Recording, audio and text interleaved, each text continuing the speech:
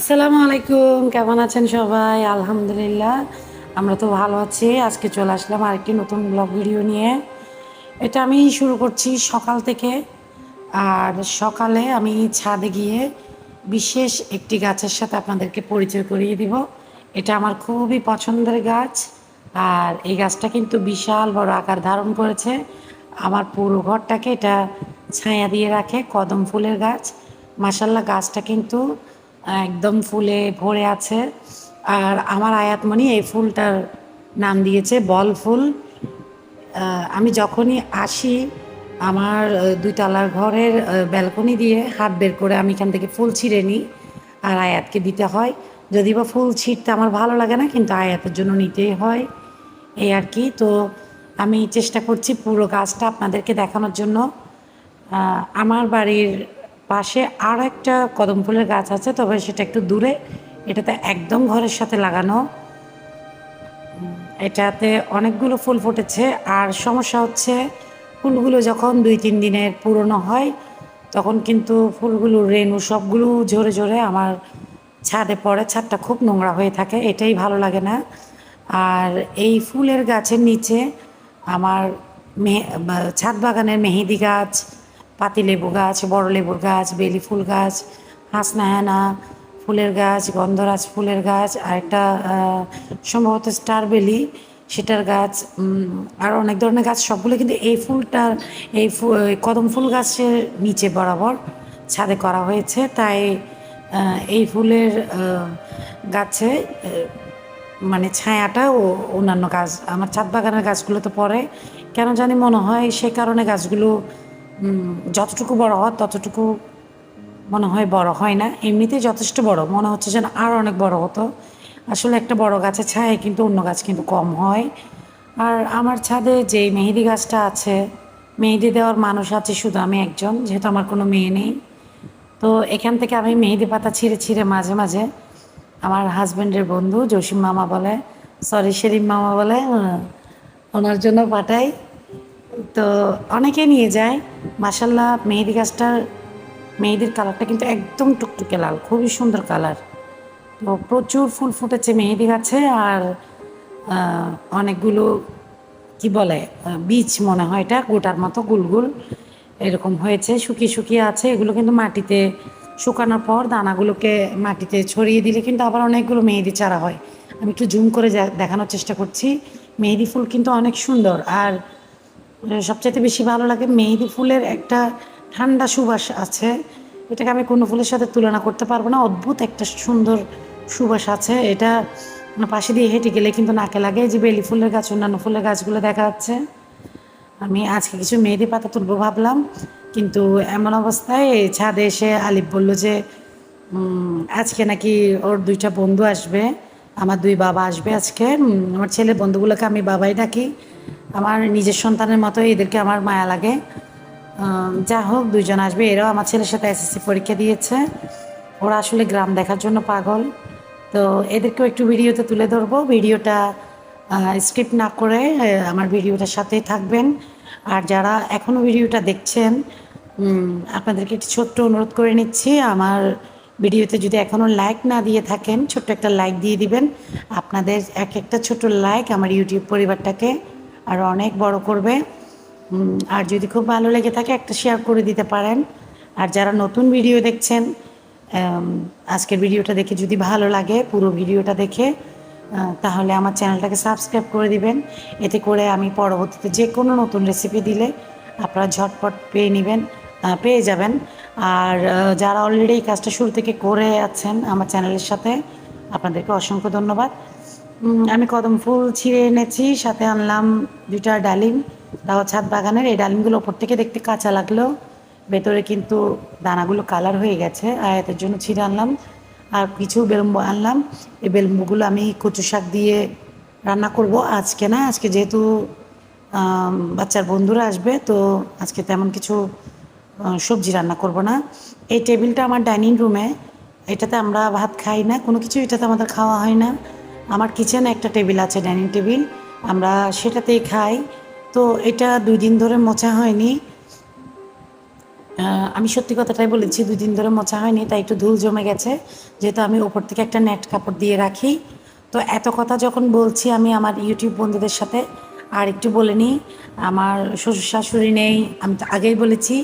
এখানে আমি যে নেট কাপড়টা দিয়েছি সেই নেট কাপড়টা অ্যাকচুয়ালি নেট পর্দার কাপড়। এই পর্দাটা আমি ডাইনিংয়ের দরজা এবং ডাইনিংয়ের জানালায় লাগিয়েছি, ড্রয়িং রুমে আলাদা পর্দা কিনে লাগিয়েছি। এগুলো আমার শ্বশুর যখন দেশের বাইরে ছিল ওখান থেকে এনেছে, কখনো ব্যবহার করা হয়নি, রেখে দিয়েছিলাম, বাড়িতে আসলে দিব। তো এখানে পর্দা লাগানোর পরেও পর্দা বেঁচে গিয়েছে, একটা পর্দা আমি টেবিলে আপাতত দিলাম। আর টেবিলটা একটু মুছে নিচ্ছি। আসলে আমি এই ভিডিওটা করার সময় বুঝতে পারিনি যে গ্লাসের ভিতর আমাকে দেখা যাচ্ছে। এখন এটা কাটারও কোনো চান্স ছিল না। আমার খুবই খারাপ লাগছে যে আমার মাথায় কাপড় নাই, কিন্তু গ্লাসের ভিতর আমাকে দেখা যাচ্ছে।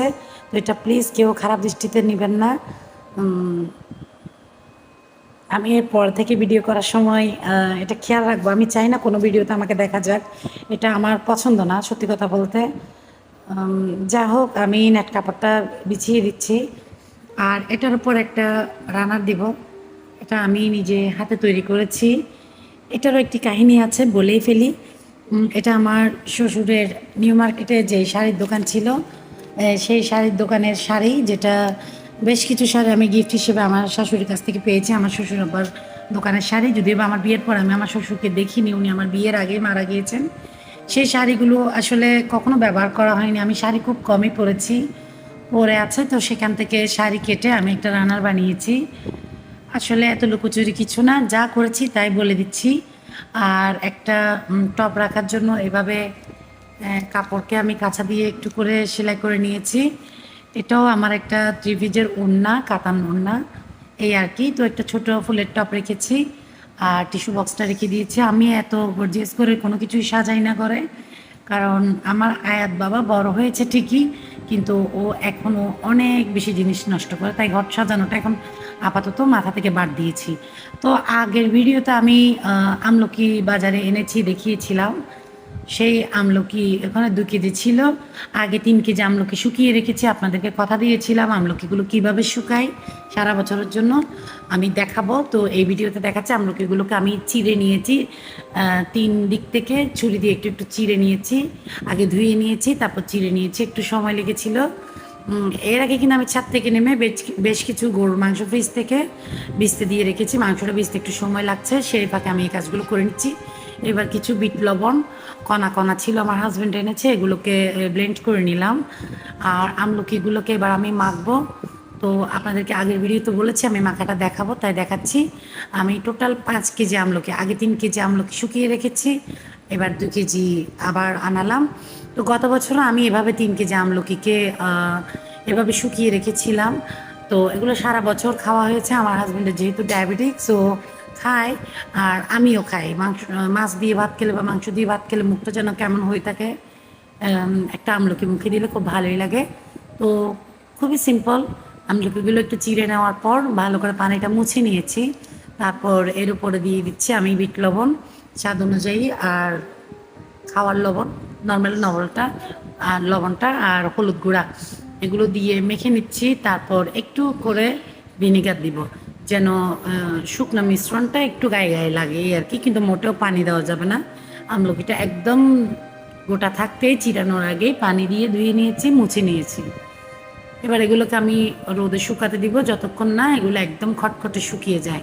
এগুলো শুকানোর পরে পরবর্তীতে ভিডিওতে আমি দেখিয়ে দিব, এটা তার একদিনে শুকাবে না, এই আর কি। তো পাশে আমি কিছু আচার দেখিয়েছি, এগুলো আমি গত বছর বানিয়েছিলাম, আমের মিষ্টি আচার। ভাবলাম এগুলোকে একটু রোদে দিই, তাই এগুলোকে একটা থালিতে একটু পলিথিন দিয়ে বিছিয়ে তারপর আমের আচারগুলোকে রোদে দিব, দুইটাকে একসাথেই দিব রোদে, এই আর কি। তো এই কাজটা শেষ করার পর আমি মাংসগুলো কুটে ধুয়ে নিয়ে রান্নায় চলে যাব, এই আর কি। তো আজকে সারাদিনে টুকটাক কী কী করছি আমি ভিডিওতে রাখার চেষ্টা করব। আগেই বলেছি, ঘর মোছা আছে, ধোয়াপালা আছে, বিছনা গুছানো আছে, ঘর ঝাড়ু দেওয়া আছে, অনেক কাজ আছে। এগুলো সবগুলো তার তুলে ধরা যায় না, কেন যায় না তাও বলেছি। এখানে অনেকগুলো কাজ আমাকে আমার আজান, আলিফ, আমার হাজব্যান্ডেরা হেল্প করে, যেহেতু আমার কাজের মানুষ নেই। তো ওরা ভিডিওতে আসতে চায় না, ওরা এটা পছন্দ করে না। তাই আর আস যদি লুকোচুরি করে ওদেরকে একটু ভিডিও করি ওরা কী অবস্থা করে সেটা কিন্তু আমি আজকে দেখাবো। তো আমলকিগুলো আমি শুকোতে দিয়ে দিচ্ছি। এখানে একটা ডালার মধ্যে, মানে আমরা তো চট্টগ্রাম ভাষায় চালনি বলি, কে কী বলে জানি না, একটা চালনিতে পলিথিন দিয়ে তারপরে আমলকিটাকে এভাবে করে নেড়ে চেড়ে সোজা করে দিচ্ছি। হাত দিয়ে সোজা করবো না, মশলাটা হাতে লেগে যাবে, বিট লবণের মিশ্রণটা। তাই আমি একটা কাঠি দিয়ে এটাকে সোজা করে দেওয়ার চেষ্টা করছি। এই ডালাটাও কিন্তু আমার শাশুড়ির সংসার জীবনে কেনা ডালা, তো আমি ব্যবহার করছি এই আর কি। আমার সংসারে আসলে নতুন জিনিস কেনা খুবই কম, প্রায় জিনিসই আমার শ্বশুরের আনা আর আমার শাশুড়ির হাতের কেনা। আমি এত লুকোচুরি করে এই সেই বলতে পছন্দ করি না। এই বডিটা আমি অনলাইনে অর্ডার করেছিলাম। আমার আসলে বসে কাজ করতে একটু ব্যাক পেনের সমস্যা আছে, তো আমি এটা দিয়ে দাঁড়িয়েই কাজ করি। মাশাল্লাহ, খুব ভালো। এই বডিটা দিয়ে কাটাকাটি করতে আমার খুবই সুবিধা হয়। এই বডিটা দিয়ে কাটাকাটি করতে আমার মানে কোনো কাজ যতটুকু আগে দেরি হতো এর অর্ধেক পরিমাণ কম সময় লাগে এই আর কি। তো আমি মাংসগুলোকে কেটে নিচ্ছি, মাংসগুলো ছুটে গিয়েছে। তো এখানে এই মাংসগুলোকে আমি একটু বেশি পরিমাণে রান্না করে রেখে দিব, ডিপ ফ্রিজে কিছু রাখবো আর কিছু দিয়ে কি করি দেখাবো। তো আসলে আগেও বলেছি যে আমার ঘরে আমার বাড়িতে লাইনের গ্যাস নেই। আমরা লাইনের গ্যাসের জন্য টাকাটাও পুরোটা দিয়ে দিয়েছিলাম ঘরের কাজ করার সময়। তারপর লাইনটাও সব কিছু মাটির নিচে দিয়ে আনা হয়ে গেছে। স্রেফ আমরা লাইনটা পাওয়ার আগে আগেই গ্যাস দেওয়া বন্ধ করে দিয়েছে, ব্যাড লাক এই আর কি। তো সেজন্য আমি একবারে বেশি করে মাংস বের করে রান্না করে বক্সে করে রেখে দিই, যখন প্রয়োজন হয় বের করে নিই। পুরোপুরিভাবে সিদ্ধ করি না, 80% সিদ্ধ করে রেখে দিই। বাচ্চারা মাংস একটু ঝোল একটু আলু খেতে পছন্দ করে, তো বক্সে করে যখন বের করে নিই তখন আলুটা কেটে দিয়ে একটু ঝোল দিয়ে আবার একটু সেদ্ধ করে নিই এই আর কি। তো এবার মাংসটাকে আমি ধুয়ে নিয়েছি, কয়েকবার করেই ধুয়ে নিয়েছি। একবার ধোয়াটা দেখালাম, এতবার ধোয়াটা আর দেখানো যাবে না, ভিডিওটা অনেক লম্বা হয়ে যাবে, বোরিং লাগবে এই আর কি। তো আমি একটা বড় পাত্রের মধ্যে সব মাংসগুলো দিয়ে দিলাম।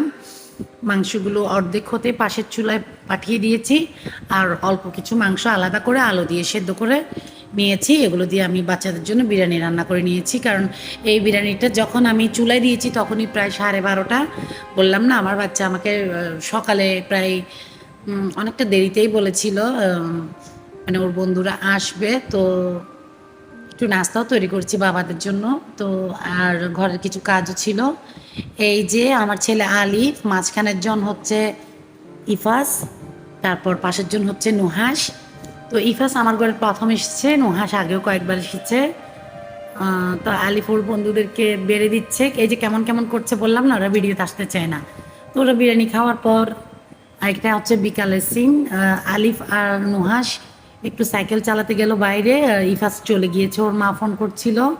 এখানে আজান আর আয়াত ছাদে উঠেছে বিকালে কাপড় নিতে। আয়াতের দুষ্টুমি তো আছেই, আর আজান কাপড় নিচ্ছে। আর আজান প্রথম দিকে খেয়াল করেনি যে আমি ভিডিও করছি। আজান ছাদে কাপড় নেওয়ার পর ও সাইকেল চালাতে যাবে, সাইকেল চালিয়ে এসে আবার আয়াতকে নিয়ে একটু ঘুরতে বের হবে এই আর কি। তো আজান যখন খেয়াল করলো তারপর থেকে মুখটা কিন্তু লুকানো শুরু করে দিল। এই দেখবেন কাপড় নিয়ে কেমন করে মুখটা রেখে চলে যাচ্ছে। এদেরকে কিভাবে আমি ভিডিওতে রাখবো বলেন তো? আমার হাজব্যান্ডও সেম করে, বাচ্চারাও এমন করে, ভিডিওটা আসতে চায় না। তারপর এদিকে আয়াত যতবার ছাদে আসবে, আগেই বলেছি আমি কিছু কম করে রেখেছি, ছাদের কিছু কাজ চলছে আমার 2 তলার। এই প্রতিবার আসলে এইভাবে ঘুরিয়ে ঘুরিয়ে কঙ্করগুলোকে পিছনে, যেখানে আমার ঘরের পাশে মাছের চাষ করা হয়েছে, আগের একটা ভিডিওতে বলেছি নাইলটিকা মাছের চাষ করা হয়েছে, এখানে ফেলবে। এখন আমি ডাক দিলাম, আয়াত তুমি এগুলো ফেলছো কেন, এগুলো লাগবে, চলে আসছি এটা বলে এই যে এক ফাঁকে টুক করে আরেকটা ফেলে দিল। ভাঙা ছোটো ছোটো টুকরাগুলোকে আমি কঙ্কর বলছি, জানি না কে কী বলে। আচ্ছা, আমি নিচে বাচ্চাদের জন্য কিমা বন বানিয়েছি, এটা রেসিপি কিন্তু আমার চ্যানেলে A to Z দেওয়া আছে। বিকালের নাস্তার জন্য এটা বানিয়েছি, চাইলে রেসিপিটা দেখে আসতে পারেন। আর তৈরি করেছি পাস্তা রেসিপিও কিন্তু দারুণ দারুণ দেওয়া আছে, চাইলে দেখে আসতে পারেন। তো এতক্ষণ আমার চ্যানেলের সাথে থাকার জন্য সবাইকে অসংখ্য ধন্যবাদ।